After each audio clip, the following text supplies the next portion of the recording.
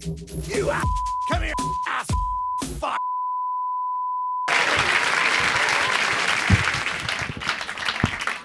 Buonasera. In questi giorni sono stato in albergo, qui a Milano, e ho notato nella mia camera d'albergo una cosa che io non avevo mai visto.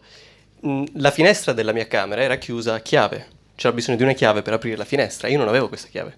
Così vado in corridoio e becco questo tipo e lui mi dice, cioè io gli chiedo perché? Che devo fare per aprire questa cosa? E lui mi dice devi andare giù nella hall, chiedere la chiave, è una misura di sicurezza contro i suicidi. La cosa, cioè, era un po' stranito in quel momento, perché sono portato a credere che se mai arrivi a decidere di suicidarti, non è una finestra chiusa che ti impedirà di farlo. È una decisione sofferta, avrai la forza di volontà di fare le scale e di andare a chiedere sta chiave.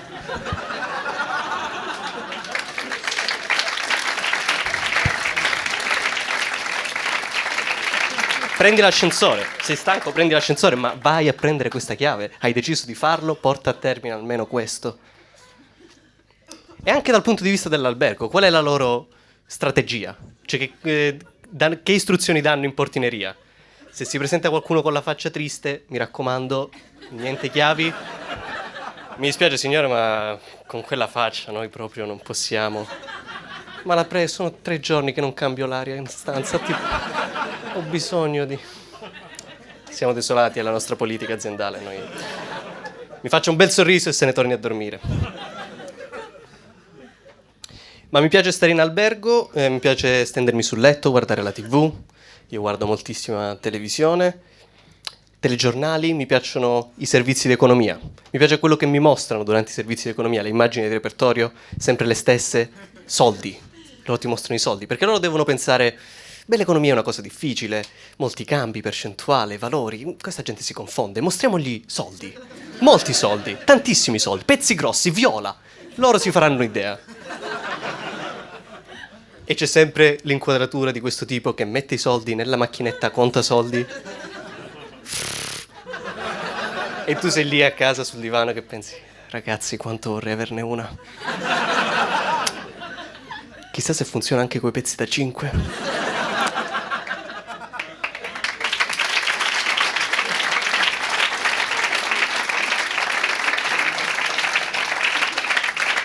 E perché stanno lì a contare i soldi? Perché contano sempre i soldi? Sono gli ultimi rimasti? Siamo arrivati a questo punto? Nessuno ci ha detto niente? No, come il giocatore di poker che inizia a perdere e conta le ultime fiche. Un bruttissimo segnale da dare.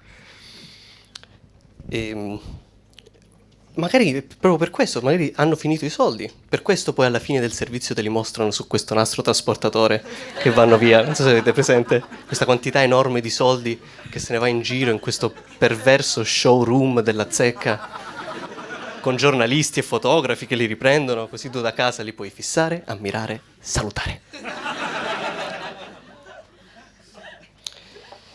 Io guardo anche molto YouTube. YouTube è uno strumento molto, molto utile, puoi imparare molte cose su YouTube.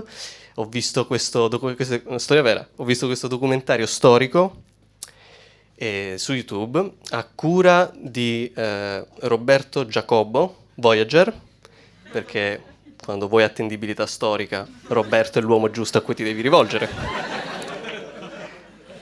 E il titolo, io non so neanche che battuta fare, il titolo di questo documentario, non sto inventando niente. Il lato oscuro del nazismo. Non so che... no.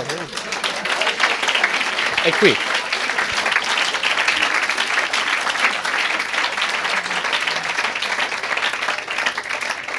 Perché tu magari ti immagini di aver letto delle cose già abbastanza disdicevoli sul loro conto. Ma no, hai perso questo aspetto, il lato oscuro, l'esoterismo occulto, questo è il problema. Grazie Roberto per averci aperto gli occhi. Ho rivisto recentemente il mio professore di educazione fisica. Non chiedetemi come ho fatto questo collegamento, perché non c'è molto accostamento. Ho rivisto il mio professore di educazione fisica, ero molto felice di rivederlo dopo tanto tempo, e lui, lui non è invecchiato, ma è rimasto più o meno sempre la stessa persona. Lui non riesce ad accettare l'idea che la gente vada in giro con abiti civili. Frasca, la tuta, dov'è la tuta? Frasca, mettiti la tuta. Professore, io sono diplomato 4 anni fa. Siamo in una macelleria? Cosa stai parlando? Forse è una cosa che è successa solo a me e alla mia classe, ma voi siete mai stati minacciati con la scusa della teoria di educazione fisica? Il professore arriva in classe, oggi si fa teoria. Teoria di educazione fisica, che terrore. Che tu vieni magari da 2 ore di trigonometria, greco, latino, storia, geografia.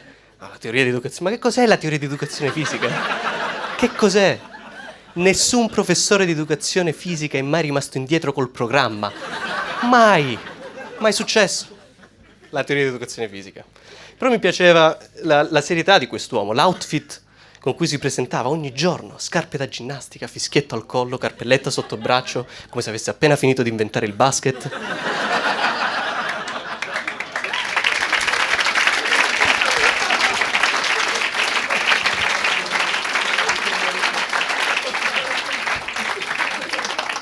Molta stima, ma anche un po' mi dispiaceva un po' la solitudine di quest'uomo. Gli incontri scuola-famiglia, che tortura, ragazzi. Sempre in un angolo, da solo. La gente che passa le ore per quello di matematica, a lui neanche un saluto. L'unica persona con cui puoi scambiare 2 chiacchiere è il carismatico professore di religione. Di cosa parlano questi due? Quali sono gli argomenti in comune tra un professore? Non c'era molta atletica nel Vangelo.